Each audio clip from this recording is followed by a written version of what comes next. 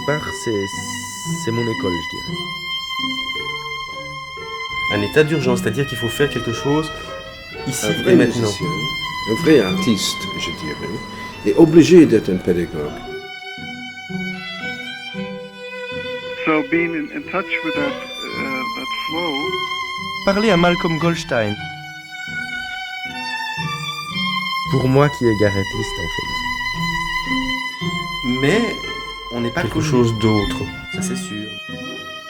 Un état d'urgence, c'est-à-dire qu'il faut faire quelque chose ici et maintenant. In the making of the sound. C'est l'aspect raconter des histoires, raconter des sons. Moi je trouve qu'il y a une beauté là-dedans. C'est l'improvisation, ça. Un vrai musicien, un vrai artiste, je dirais, est obligé d'être un pédagogue. On n'est pas connu. Je suis assez inconnu au bataillon, oui, c'est vrai. Un état d'urgence, où on est soi-même ici et maintenant. Ici et maintenant. Parlez à Malcolm Goldstein. Pour moi qui est garrettiste, en fait. So being in touch with that flow. Quelque chose d'autre. Un état d'urgence, c'est-à-dire qu'il faut faire quelque chose ici et maintenant. D'autre. Moi je trouve qu'il y a une beauté Un là-dedans. climat d'écoute. C'est In the l'aspect raconter des making histoires, of the raconter sound. des sons. Quelque chose d'autre. In the making of the sound. Un Pour climat moi qui est d'écoute. garrettiste. Un état d'urgence, c'est-à-dire qu'il faut Je faire suis quelque assez chose inconnu au bataillon. ici et maintenant. Donc on arrive à la chaussée de Louvain là et on va voir un petit peu.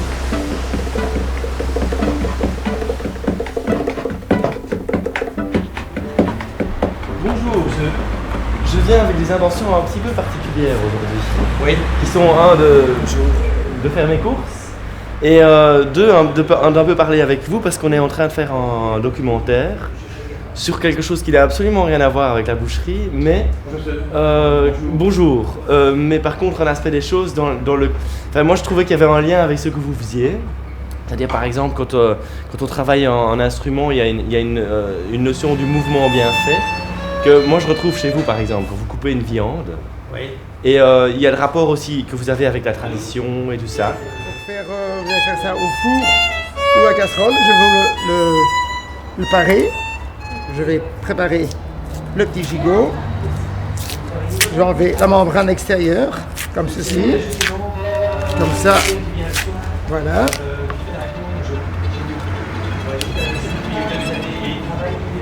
Le cachet. Donc on voit que c'est une bonne viande expertisée par un vétérinaire, donc vraiment consommable par le consommateur. Voilà. J'enlève le cachet. Je vais faire un petit manche pour la prise en main. Voilà, comme ceci. Comme ceci. Voilà un petit manche qui, comme ça, vous pouvez facilement tenir. On va raccourcir un tout petit peu cette pièce de viande. Le petit os.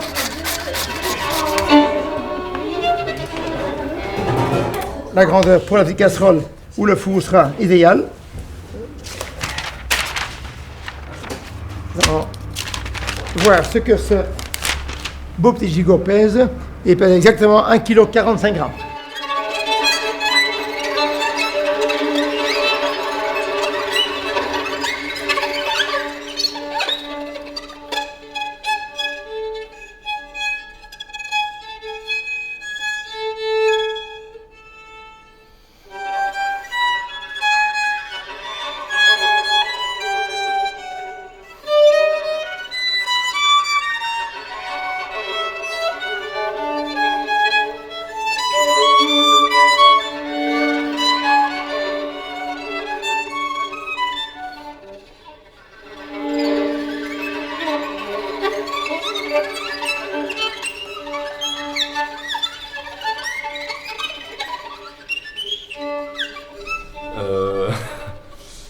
L'intérêt de ça, c'est d'essayer de trouver un jeu de violon, d'essayer de développer un jeu de violon, un vocabulaire de violon, et aussi une attitude face, à mon avis, à n'importe quel type de musique, c'est-à-dire une attitude idéale qui serait une attitude de laisser les choses se faire et pas de vouloir provoquer ce qui se passe. d'être à l'écoute plutôt que d'être dans une attitude volontariste. C'est ça que j'essaye de faire. Moi, je trouve qu'il y a une beauté là-dedans. Et cette beauté, on peut la retrouver dans toutes sortes, dans toutes les musiques. Mais pour le moment, moi, je la cherche en laissant peut-être pour un peu plus tard l'aspect strictement esthétique. Parce que je crois que tant que je ne fais pas cette recherche-là, c'est un petit peu vain de... Enfin, à mon sens, pour le moment, d'après mon opinion personnelle du moment, c'est... je crois c'est plus intéressant d'essayer de trouver cet état finalement humain, cet état naturel, je dirais.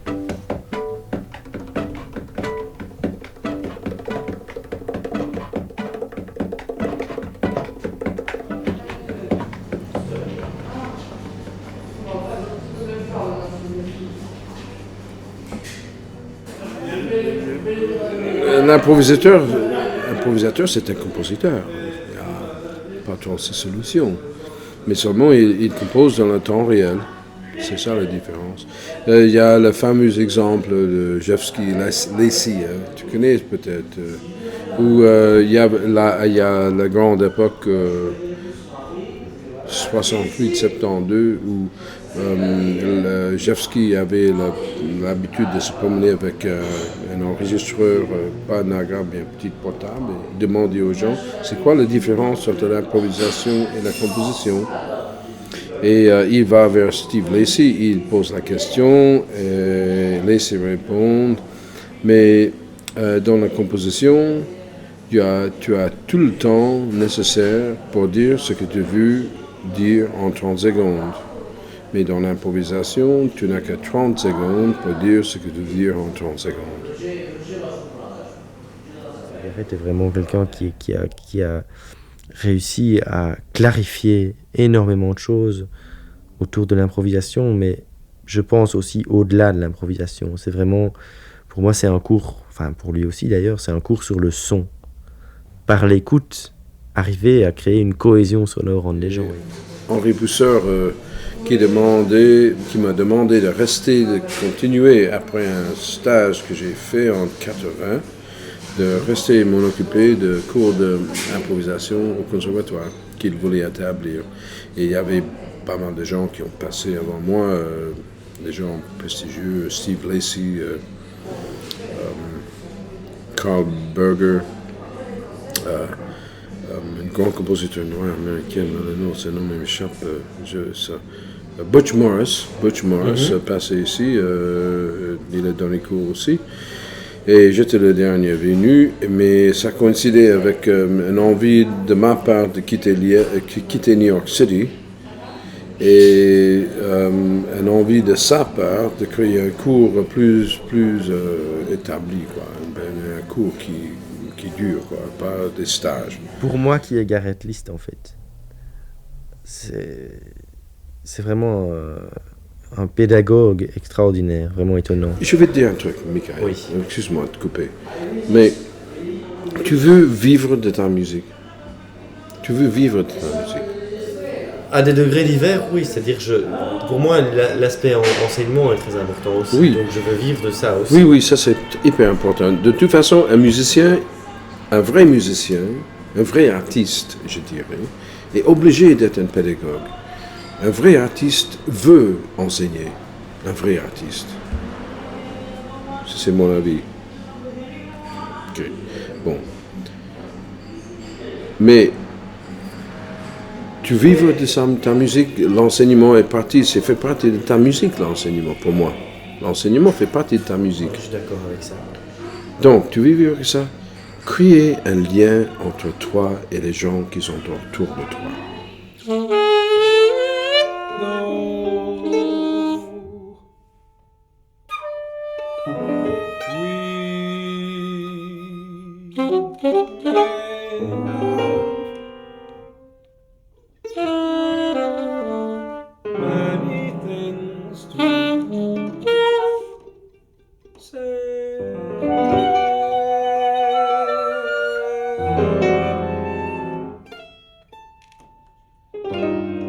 sometimes we must just wait for the third moment.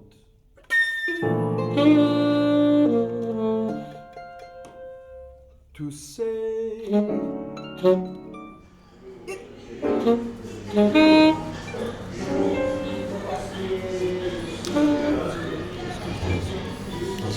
dans un monde parfait, qu'est-ce que tu ferais quand tu te lèves, quand tu ouvres les yeux dans un monde parfait?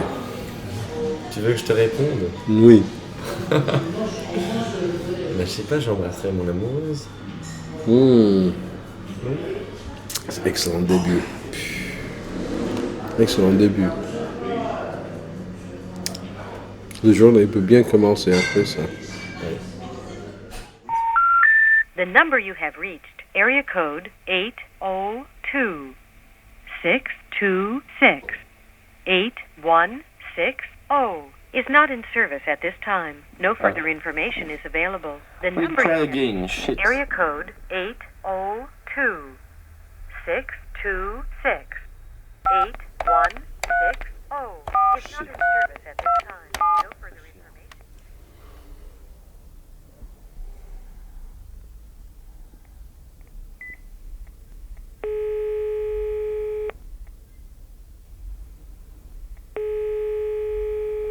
Oui, allô? Allô, bonjour. Je téléphone pour parler à Malcolm Goldstein, s'il vous plaît. Oui, maman, s'il vous plaît. Ah, merci bien.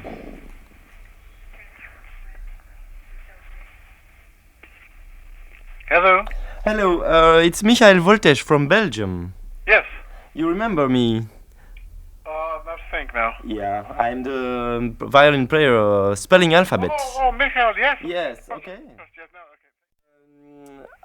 I just wanted to know, maybe because this is a question in fact I didn't ask you when we were in Belgium. Je voudrais juste savoir comment tu en es venu à jouer ce type de violon. That kind of violin, and how, just when it started and why. That Yeah. makes sense, sure.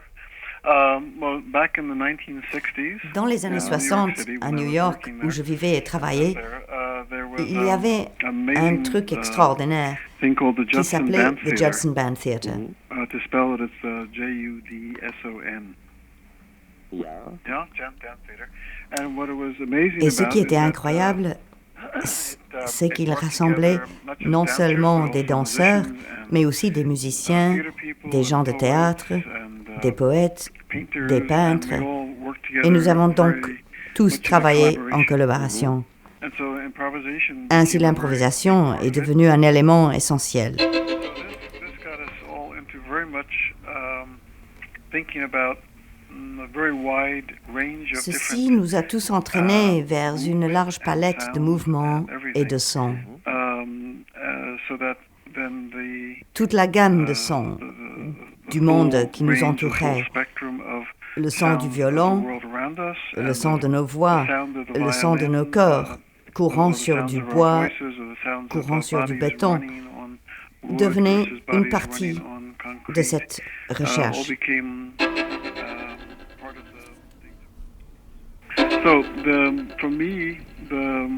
Pour moi, il ne s'agit pas d'une destruction ou d'une tentative d'aller contre les anciennes manières de jouer. Tous ces sons sont naturels au violon. Il s'agit de les laisser se faire entendre comme le fruit d'une relation entre mon corps, le geste sur la corde, et comme ils sont perçus dans l'espace.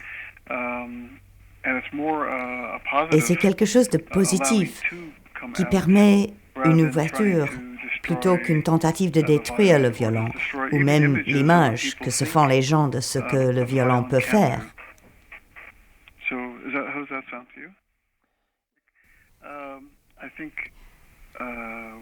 Je pense que nous clarifions nous-mêmes dans notre jeu et dans la manière dont nous donnons notre attention aux différentes choses. Et pour moi, la beauté de l'improvisation est qu'il y a beaucoup de chemins.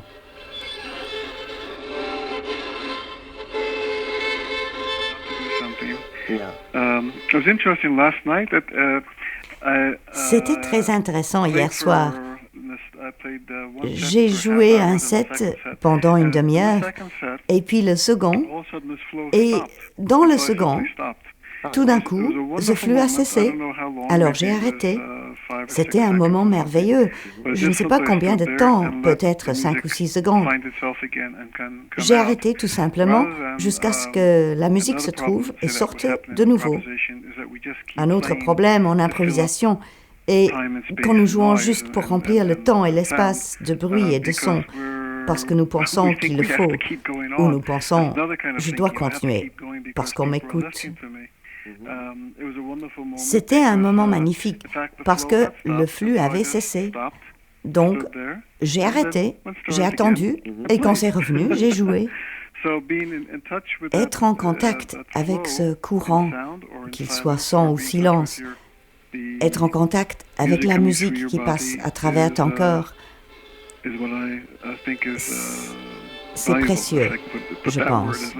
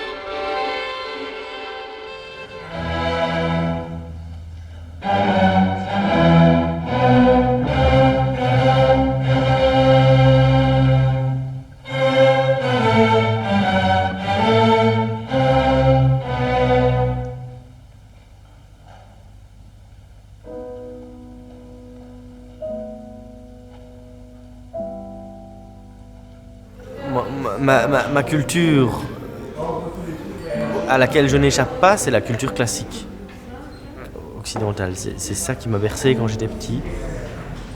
J'ai une certaine forme de culture là-dedans. J'ai fait des études dans ce genre de milieu, d'ambiance. Et on pourrait dire qu'il y a une recherche de trouver des alternatives qui sont effectivement un peu fragmentaires, ou carrément fragmentaires. C'est-à-dire qu'aucune de ces alternatives n'est prise en tant que telle. Parce que je crois que ça c'est une espèce de conscience, une réalité que je ne peux pas nier, c'est que ces musiques ne sont pas miennes de manière viscérale.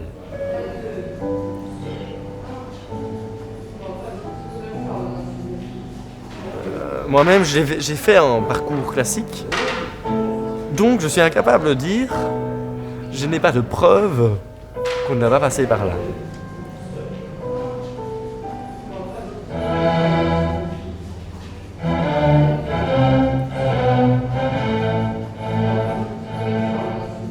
Parce que moi, je ne prends pas cette responsabilité-là par rapport à les enfants, de ne pas leur donner la tradition. Et en plus, je trouverais ça dommage, puisque c'est un langage intéressant. Je vois pas en quoi on ne leur montrerait pas ce que c'est Bach. Je vois pas en quoi on ne leur montrerait pas ce que c'est de faire une gamme en do majeur. Et de voir qu'est-ce qu'on fait avec ça.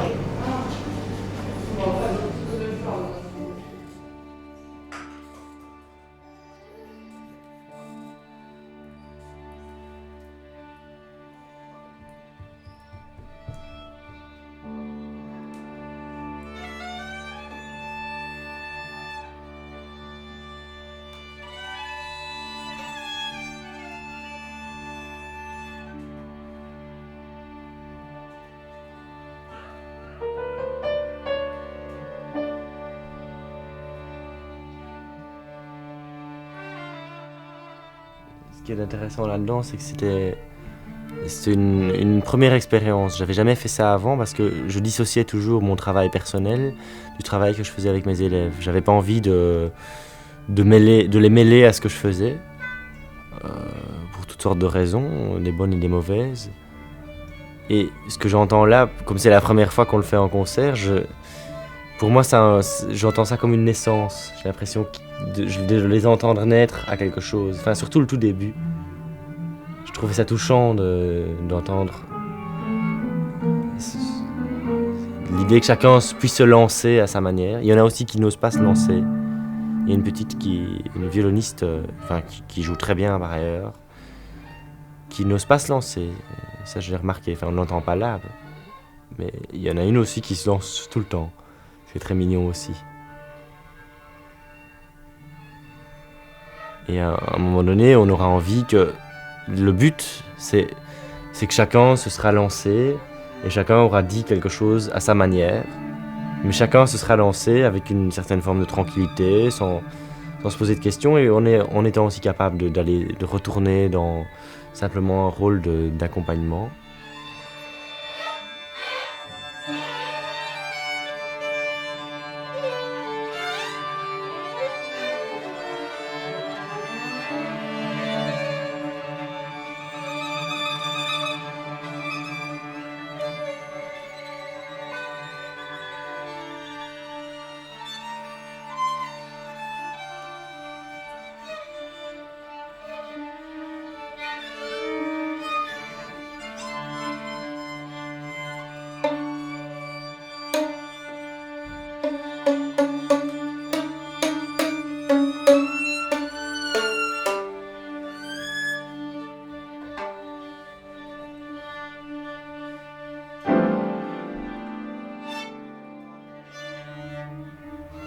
On ne sait pas pourquoi les choses viennent, si elles viennent par un véritable choix ou si c'est un peu par hasard. Par exemple, là, il y a tout un truc en pizzicato comme ça qui a un côté un peu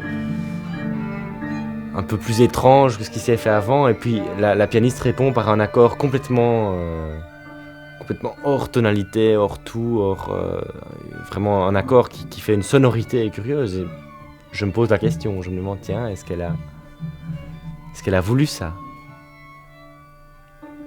J'aimerais d'ailleurs réécouter ça avec eux pour pouvoir en parler et dire, tiens, quel est le degré de conscience là-dedans ? Parce que ça revient à des choses dont on a parlé par ailleurs, mais c'est aussi le rapport entre être improvisateur et être compositeur. C'est-à-dire que quand tu improvises, forcément, à un moment donné, tu dois faire un choix, que ce soit seul ou en collectivité, tu fais un choix qui détermine une structure d'un morceau. Et là, ce qu'elle a fait, c'est un peu ça, quoi. Enfin, c'est tout à fait ça. On lance le rythme du morceau.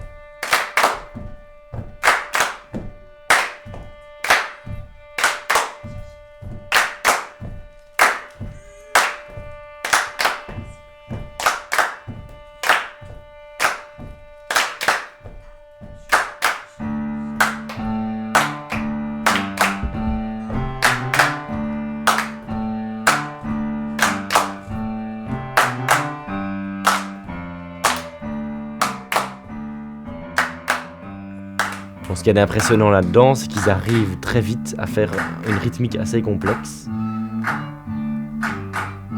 Bon, évidemment, là, il y a une qui joue très faux, mais c'est pas sa faute. Mais par exemple, la pianiste, quand elle lance la basse, c'est ça, quoi. Enfin, c'est vraiment très bien. Et ça me rapproche aussi de l'idée de la manière dont on apprend la musique dans d'autres cultures. C'est un peu ça que je voulais faire aussi sur ce morceau-là. C'est essayer de recréer l'idée des musiques tziganes, par exemple. Les enfants tziganes qui, d'abord, quand ils sont tout de suite dans le groupe, on les intègre dès le départ dans le groupe, en leur donnant quelque chose qu'ils peuvent faire très aisément, mais avec l'idée de le faire avec une précision. C'est-à-dire que c'est pas l'idée de te donner quelque chose de trop difficile pour toi, que tu vas faire mal, c'est l'idée de te donner ce que tu peux faire, mais que tu dois faire vraiment très bien.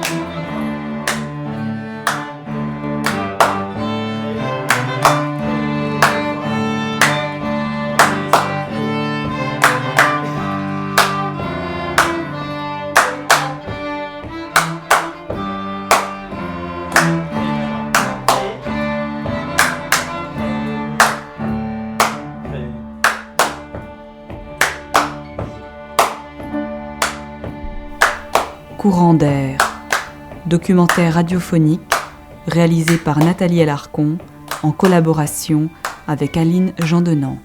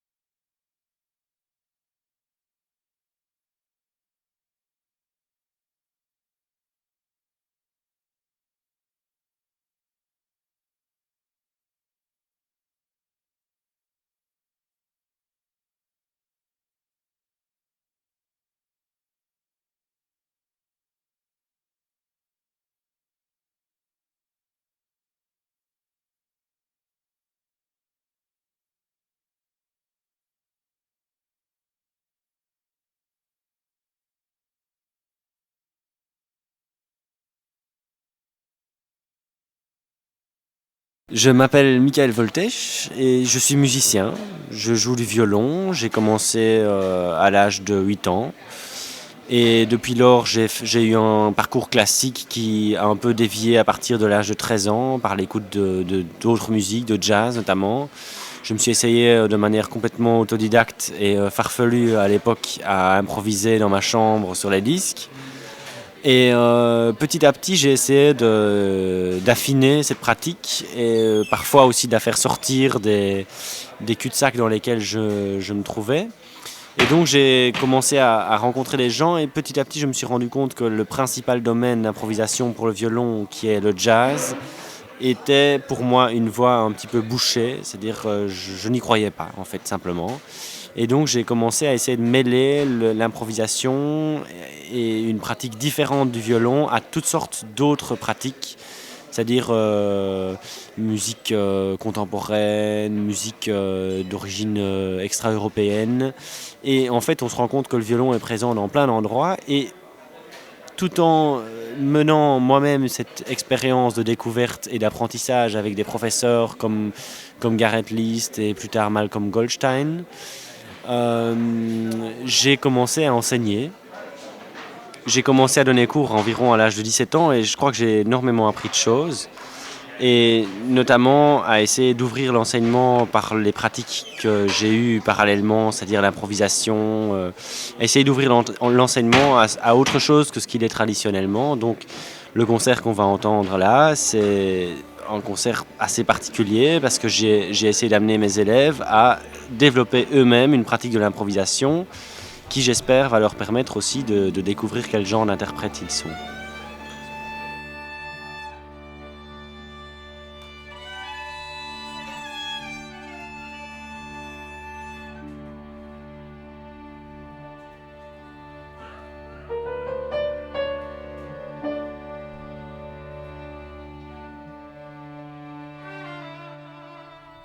qui est intéressant là-dedans, c'est que c'était une première expérience. J'avais jamais fait ça avant parce que je dissociais toujours mon travail personnel du travail que je faisais avec mes élèves. J'avais pas envie de les mêler à ce que je faisais, pour toutes sortes de raisons, des bonnes et des mauvaises.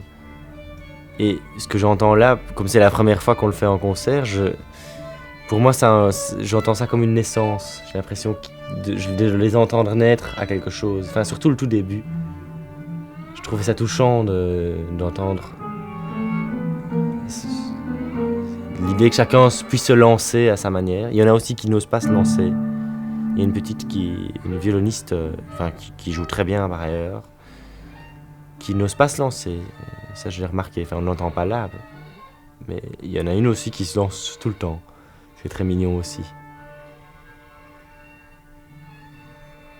Et à un moment donné, on aura envie que le but, c'est que chacun se sera lancé et chacun aura dit quelque chose à sa manière. Mais chacun se sera lancé avec une certaine forme de tranquillité, sans se poser de questions, et en étant aussi capable de retourner dans simplement un rôle d'accompagnement.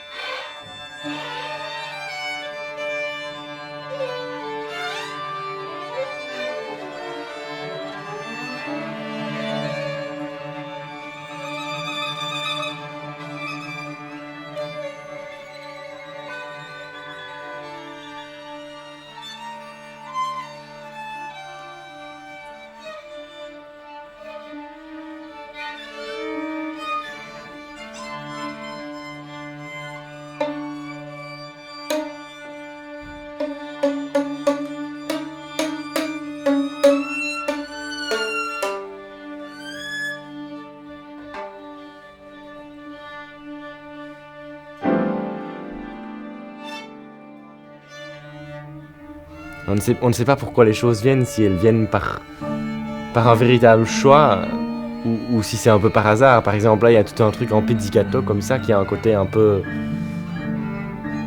plus étrange que ce qui s'est fait avant. Et puis la pianiste répond par un accord complètement hors tonalité, hors tout, vraiment un accord qui fait une sonorité curieuse. Et je me pose la question, je me demande, tiens, est-ce qu'elle a voulu ça ? J'aimerais d'ailleurs réécouter ça avec eux pour pouvoir en parler et dire, tiens, quel est le degré de conscience là-dedans ? Parce que ça revient à des choses dont on a parlé par ailleurs, mais c'est aussi le rapport entre être improvisateur et être compositeur.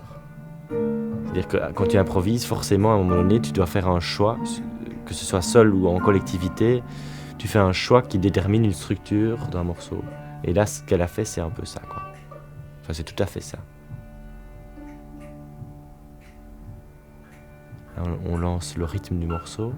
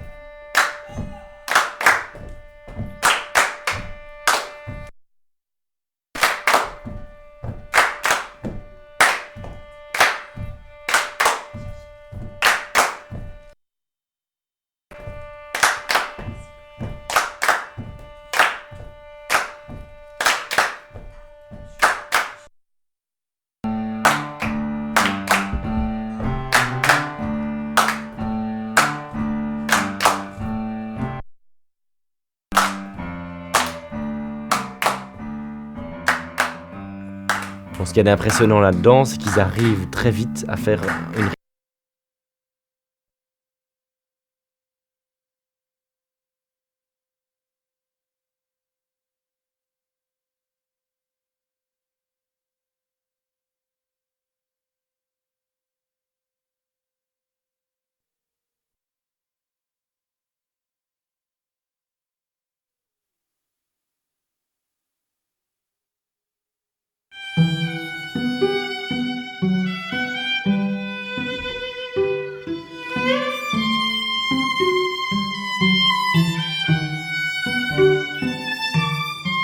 Je m'appelle Michael Voltech et je suis musicien.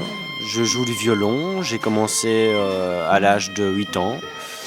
Et depuis lors, j'ai eu un parcours classique qui a un peu dévié à partir de l'âge de 13 ans par l'écoute d'autres musiques, de jazz notamment. Je me suis essayé de manière complètement autodidacte et farfelue à l'époque à improviser dans ma chambre sur les disques. Et petit à petit, j'ai essayé d'affiner cette pratique et parfois aussi de la faire sortir des cul-de-sac dans lesquels je me trouvais.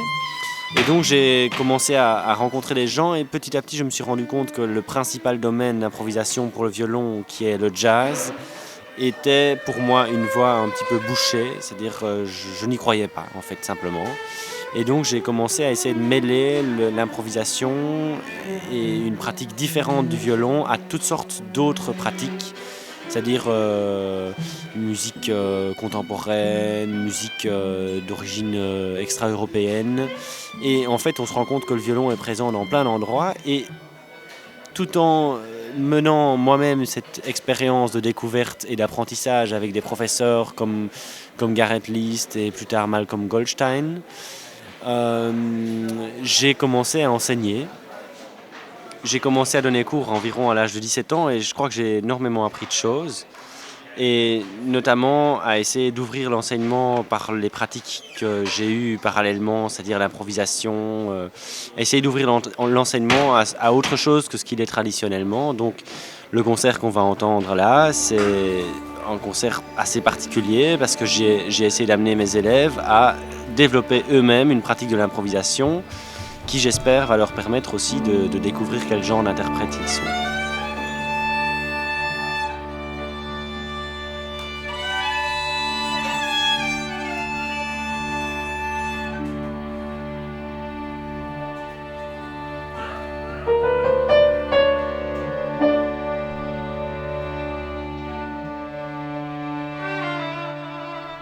Ce qui est intéressant là-dedans, c'est que c'était une première expérience. J'avais jamais fait ça avant parce que je dissociais toujours mon travail personnel du travail que je faisais avec mes élèves. J'avais pas envie de les mêler à ce que je faisais, pour toutes sortes de raisons, des bonnes et des mauvaises. Et ce que j'entends là, comme c'est la première fois qu'on le fait en concert, pour moi, j'entends ça comme une naissance. J'ai l'impression de les entendre naître à quelque chose. Enfin, surtout le tout début. Je trouvais ça touchant d'entendre l'idée que chacun puisse se lancer à sa manière. Il y en a aussi qui n'osent pas se lancer. Il y a une violoniste, qui joue très bien par ailleurs, qui n'ose pas se lancer. Ça, je l'ai remarqué. Enfin, on ne l'entend pas là, mais il y en a une aussi qui se lance tout le temps.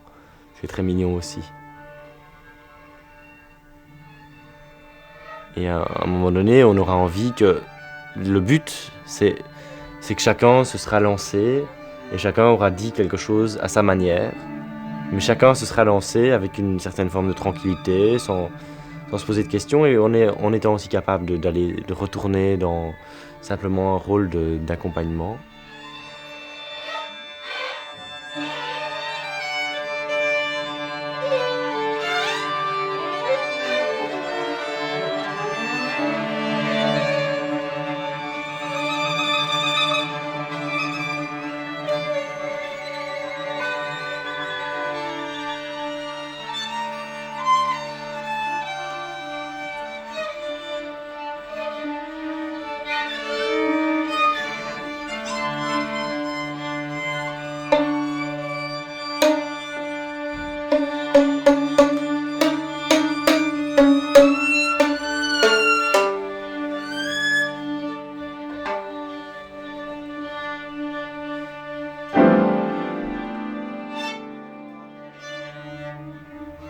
ne sait pas pourquoi les choses viennent, si elles viennent par un véritable choix ou si c'est un peu par hasard. Par exemple, là, il y a tout un truc en pizzicato comme ça qui a un côté un peu plus étrange que ce qui s'est fait avant. Et puis la pianiste répond par un accord complètement hors tonalité, hors tout, vraiment un accord qui fait une sonorité curieuse. Et je me pose la question, je me demande, tiens, est-ce qu'elle a voulu ça? J'aimerais d'ailleurs réécouter ça avec eux pour pouvoir en parler et dire, tiens, quel est le degré de conscience là-dedans? Parce que ça revient à des choses dont on a parlé par ailleurs, mais c'est aussi le rapport entre être improvisateur et être compositeur. C'est-à-dire que quand tu improvises, forcément, à un moment donné, tu dois faire un choix, que ce soit seul ou en collectivité, tu fais un choix qui détermine une structure d'un morceau. Et là, ce qu'elle a fait, c'est un peu ça, quoi. Enfin, c'est tout à fait ça. Là, on lance le rythme du morceau.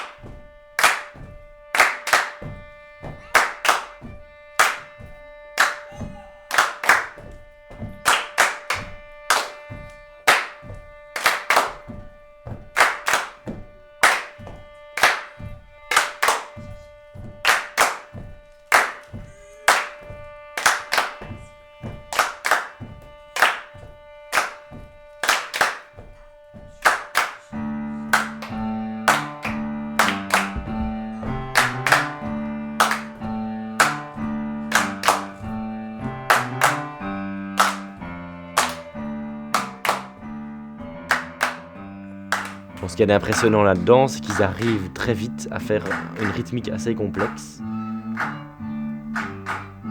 Bon, évidemment, là, il y a une jeune qui joue très faux, mais c'est pas sa faute. Mais par exemple, la pianiste, quand elle lance la basse, c'est ça, quoi. Enfin, c'est vraiment très bien. Et ça me rapproche aussi de l'idée de la manière dont on apprend la musique dans d'autres cultures. C'est un peu ça que je voulais faire aussi sur ce morceau-là.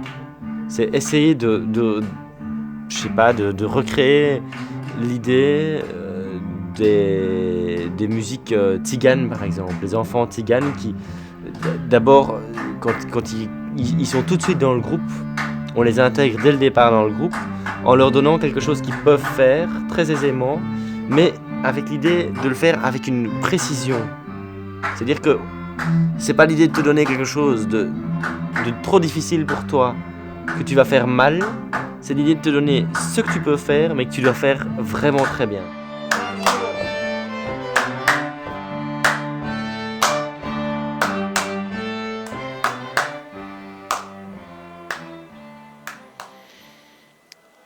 Improviser, pour moi, c'est quitter l'idée d'un plan établi et suivre ce qui se passe. Suivre le hasard, suivre les sons, suivre la température de la pièce, je ne sais pas, tout ça.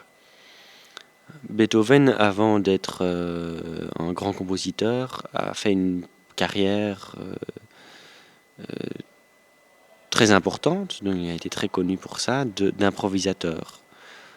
Et évidemment, on ne connaît pas ces improvisations, elles ne sont pas enregistrées, elles ne sont pas écrites, mais on peut imaginer qu'elles ont servi comme une espèce de de grands cahiers d'esquisses pour son œuvre écrite.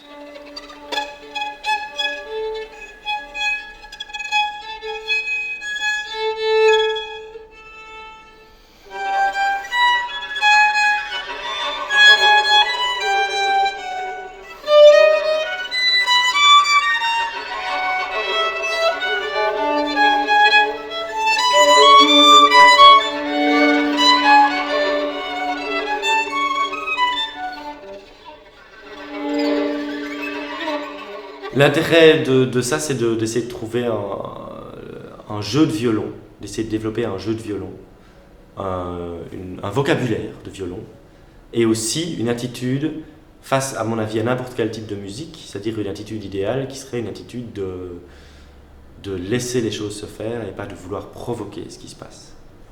D'être à l'écoute plutôt que d'être dans une attitude volontariste. C'est ça que j'essaye de faire. Moi, je trouve qu'il y a une beauté là-dedans. Et cette beauté, on peut la retrouver dans toutes sortes, dans toutes les musiques. Mais pour le moment, moi, je la cherche en laissant peut-être pour un peu plus tard l'aspect strictement esthétique.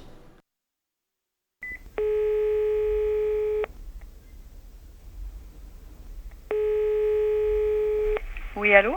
Allô, bonjour. Je téléphone pour parler à Malcolm Goldstein, s'il vous plaît. Oui, un moment, s'il vous plaît. Ah, merci bien.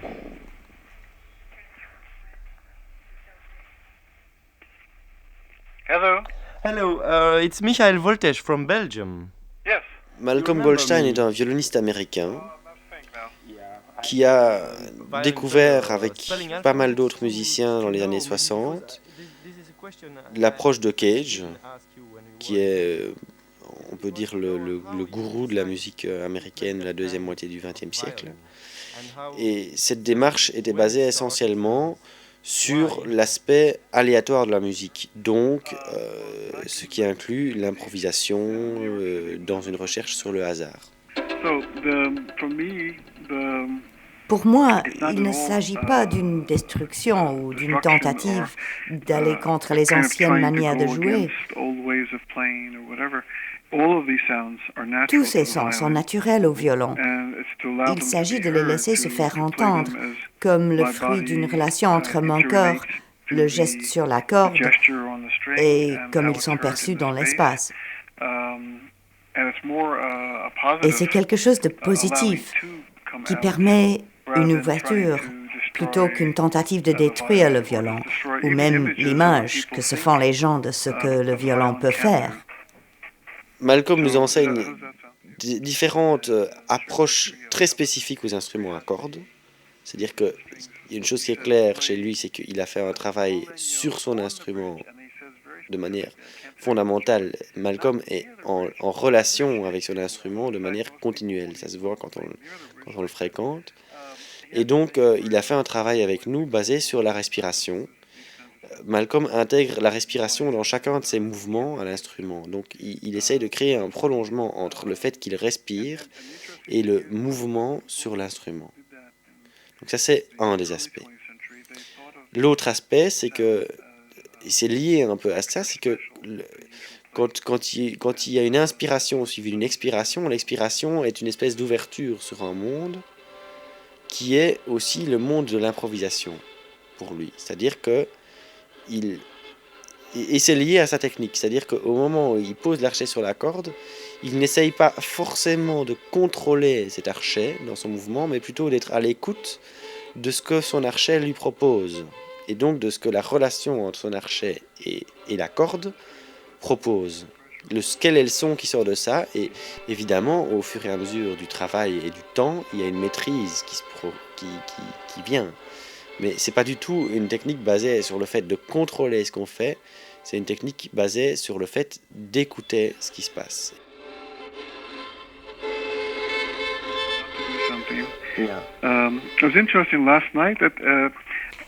C'était très intéressant hier soir. J'ai joué un set pendant une demi-heure, et puis le second, et dans le second, Tout d'un coup, ce flux a cessé. Alors j'ai arrêté. C'était un moment merveilleux. Je ne sais pas combien de temps, peut-être 5 ou 6 secondes. J'ai arrêté tout simplement jusqu'à ce que la musique se trouve et sorte de nouveau. Un autre problème en improvisation est quand nous jouons juste pour remplir le temps et l'espace de bruit et de son, parce que nous pensons qu'il le faut, ou nous pensons « je dois continuer » parce qu'on m'écoute. C'était un moment magnifique parce que le flux avait cessé. Donc, j'ai arrêté, j'ai attendu, et quand c'est revenu, j'ai joué. Être en contact avec ce courant, qu'il soit son ou silence, être en contact avec la musique qui passe à travers ton corps, c'est précieux, je pense.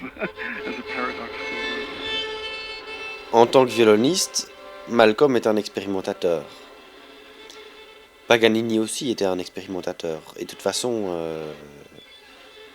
on peut dire la plupart des grands musiciens sont des expérimentateurs d'une certaine manière. Et les interprètes aussi, c'est-à-dire ils ont un instrument entre les mains et ils essayent d'en faire quelque chose de particulier, ils essayent de le faire avancer, cet instrument.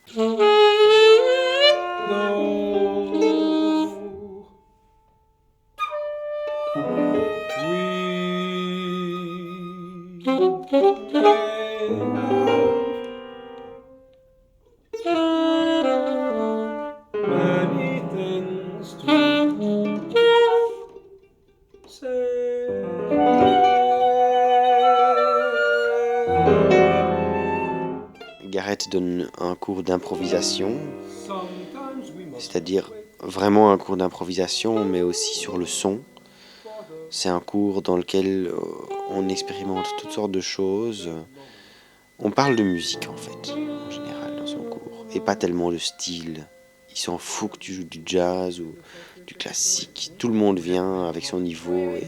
Non, mais je voulais jouer pour le premier moment. En fait, une fois, j'ai vraiment joué sur le premier moment au lieu d'attendre. Parce qu'il y a un moment... Vous ne sentez pas ça? Il y a eu trop de blanc. Oui, mais c'est pas un truc habituel pour moi. C'est pas un truc où tu dis... Tu attends un peu et tu mets une note par rapport à ce que vous sentez. Tu veux essayer de sentir quand c'est l'instant de jouer. Et de jouer là. Et parfois, moi je me suis jeté dans le truc et j'ai joué sur un premier moment au lieu d'attendre. Ouais, mais plus ça se rallonge, plus ça se raccourcit, quoi. Enfin, non mais... Non. Enfin, au début, quand on fait l'exercice, on attend plus, on a plus facile d'attendre. Garrett List est originaire de l'Arkansas, aux États-Unis. Il a été un jeune tromboniste très doué, qui a suivi un peu le parcours américain. On joue dans le band de l'école, etc. Et puis il est allé à New York, il a étudié à la Juilliard School. Et en même temps, il a commencé déjà à travailler vraiment très jeune. Enfin, une vie musicale à l'américaine, quoi. C'est-à-dire, justement, il n'était pas syndiqué. Et après ses études de Juilliard School, il s'est rendu compte qu'il ne savait pas jouer. C'est-à-dire qu'il savait tout jouer, mais en fait, il ne savait quand même pas jouer.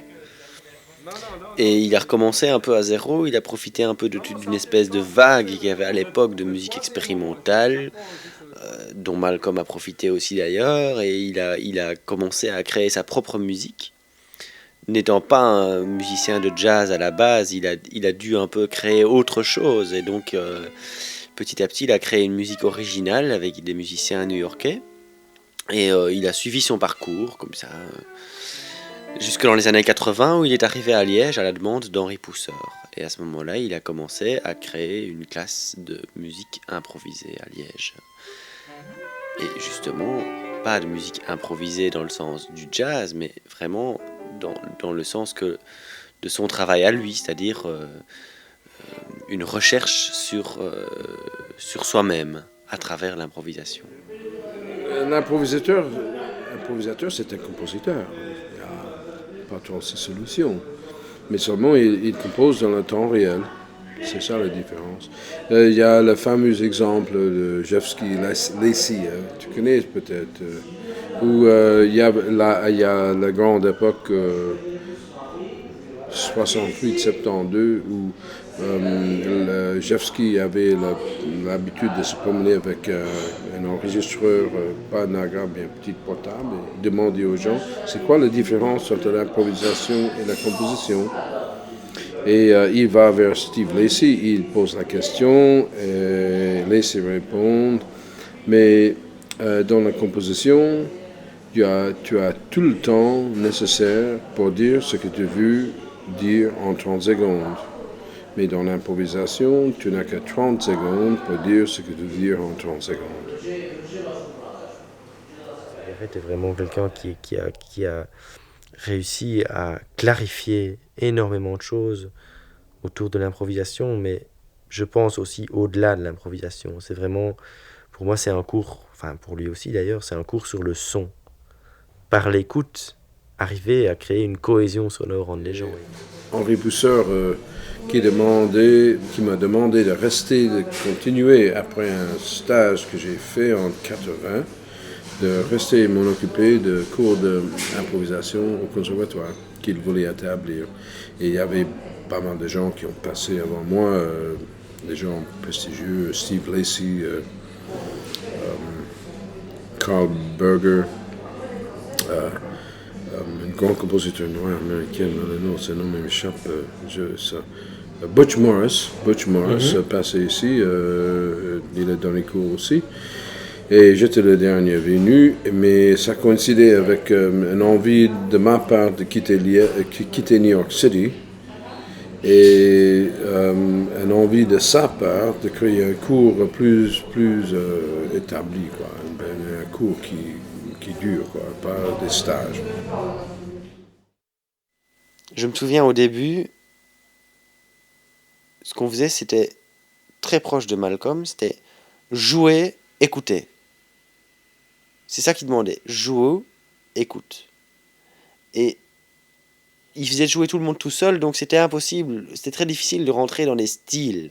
C'est-à-dire s'il avait dit, voilà, on va faire un petit quatuor, un petit trio, zoom, on aurait réuni 4 ou 3 personnes, et on aurait commencé à essayer de faire une pseudo-musique de jazz, une pseudo-musique classique, une pseudo-musique je ne sais pas quoi.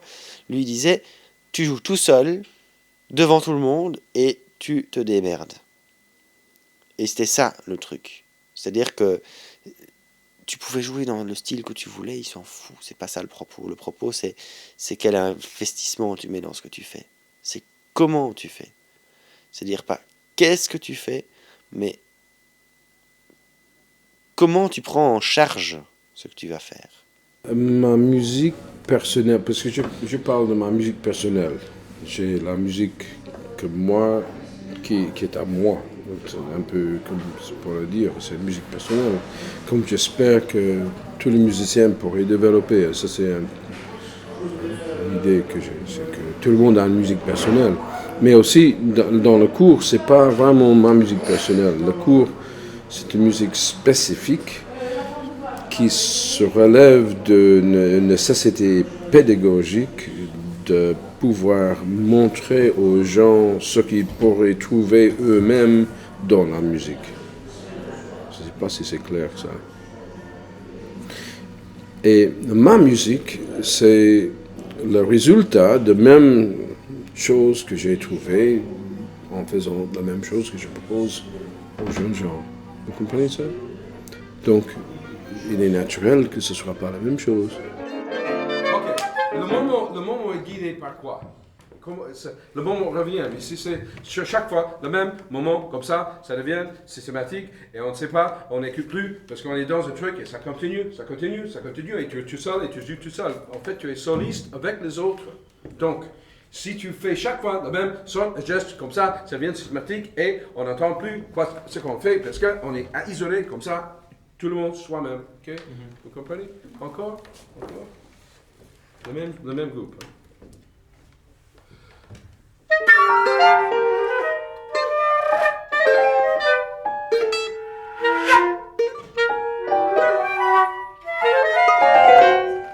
Mais c'est quand même urgent. C'est comment urgent. Hein?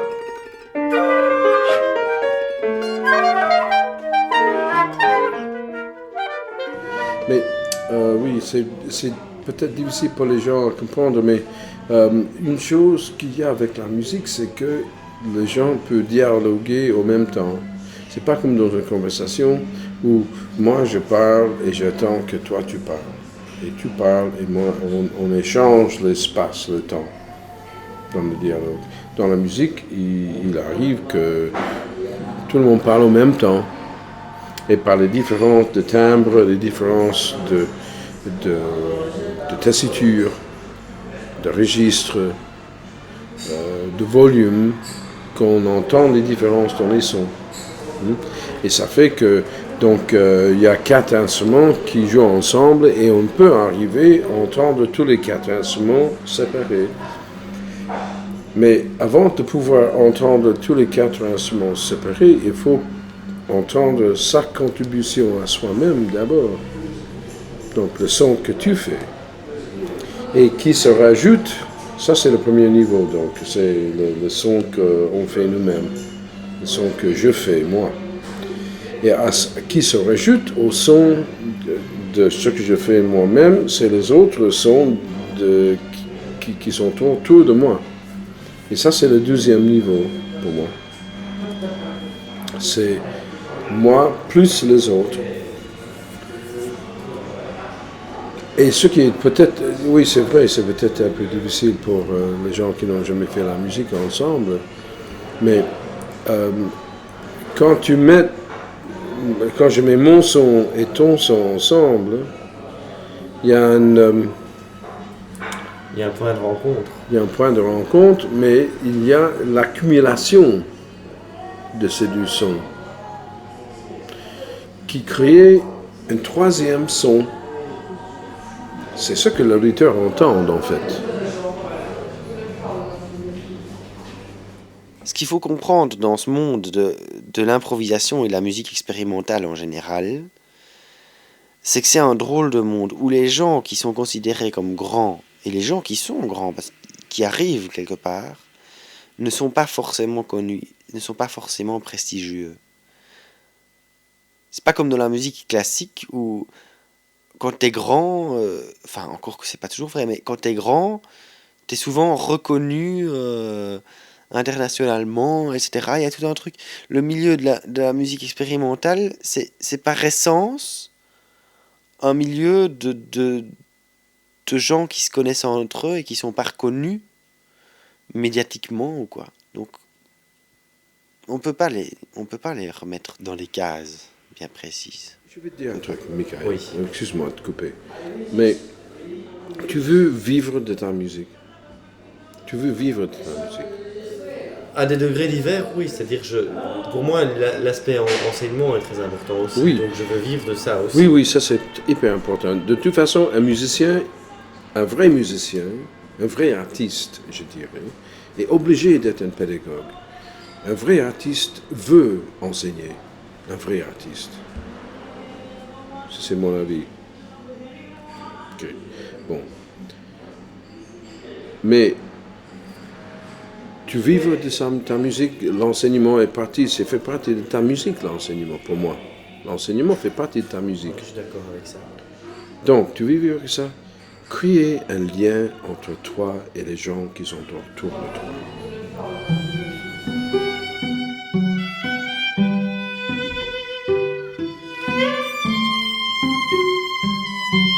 Itinéraire.